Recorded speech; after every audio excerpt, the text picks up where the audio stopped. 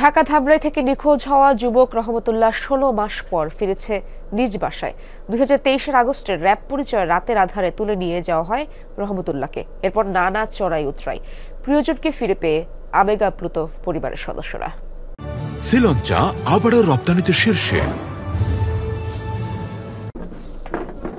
দীর্ঘ ১৬ মাস পর রোববার রাতে নিজ বাড়িতে পা রাখেন ঢাকার ধামরাই থেকে নিখোঁজ হওয়া যুবক রহমতুল্লাহ। আবেগাপ্লুত গোটা পরিবার। উদ্ধারের পর চাঁপাইনবাবগঞ্জ পুলিশ তাকে স্বজনদের কাছে হস্তান্তর করেন। ২০২৩ সালের ২৯ আগস্ট মধ্যরাতে র্যাব পরিচয়ে সাদা পোশাকে ধামরাইয়ের বরনালাই গ্রামের নিজ বাড়ি থেকে তুলে নিয়ে যাওয়া হয় রহমতুল্লাহকে। দিনের পর দিন আইন শৃঙ্খলা বাহিনীর বিভিন্ন দপ্তরে ধর্ণা দিয়েও খোঁজ পায়নি পরিবার। জ্বরে ৮ দিন করে জ্বরে আমার ছেলেরা আমার কাছে শোয়া চালি জায়গায়।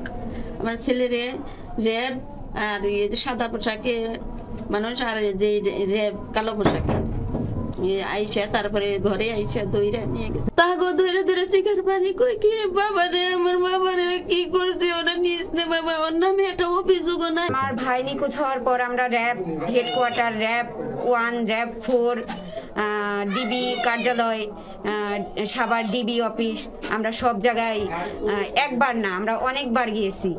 তারপর র্যাব হেড অফিসে আমরা অ্যাপ্লাইও করছি, মানে ওর জন্য মানে অভিযোগ জমা দিছি। এতদিন পর হঠাৎ চাঁপাইনবাবগঞ্জ পুলিশের পরিচয়ে ফোন। তাদের সহযোগিতায় পরিবার খোঁজ পায় রহমতুল্লাহের। পরে আইনি আনুষ্ঠানিকতা শেষ করে তাকে হস্তান্তর করা হয় পরিবারের কাছে। চাঁপাইনবাবগঞ্জ রোহনপুর থানায় থেকে আমাদের কল দেয়, ওই থানায় যাই। গতকালকে রাত্রে আমার কাছ থেকে ফোন আসে চাঁপাইনবাবগঞ্জ থেকে যে রহমতুল্লাহ নামক এক লোককে পাওয়া গিয়েছে। সে ইন্ডিয়ায় ছিল, ইন্ডিয়া থেকে তাকে পুশব্যাক করা হয়েছে তার গার্ডিয়ানদের সংবাদ দেওয়ার জন্য।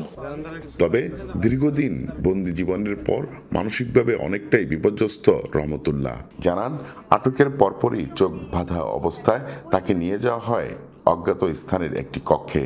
সেখানে ৯ মাস থাকার পর যশোরের বেনাপোল সীমান্ত দিয়ে তাকে ভারতে ঢুকিয়ে দেওয়া হয়। জেল থেকে বের করছে, তারপরে বাংলাদেশে দিয়ে গেছে। আজকে বাড়ি আইছি গাড়িতে। এদিকে তার ফিরে আসায় স্বস্তি ফিরেছে পরিবারটিতে। আনন্দিত স্থানীয়রাও। অনেক ভালো একটা ছেলে, ওর কোনো ব্যাড রেকর্ড নাই, খারাপ কোনো কাজের সাথে জড়িত নেই। বাইরে আমরা খুঁজে পাইছি, আমরা এখন ঈদের থনি বেশি আনন্দ লাগবে, আমাকে খুব ভালো লাগবে। আমার বাইরে যেরকম গুম করছাল নিয়ে আমাকে খুব কষ্ট লাগছে। ছাত্র জনতার রক্তের মধ্য দিয়ে পাওয়া নতুন বাংলাদেশে রাষ্ট্রীয় বাহিনী দ্বারা এমন নির্যাতনের শিকার যেন আর কেউ না হয়, এমন প্রত্যাশা ভুক্তভোগী পরিবারটির। মাহফুজুর রহমান নিপু, যমুনা নিউজ, সাভার।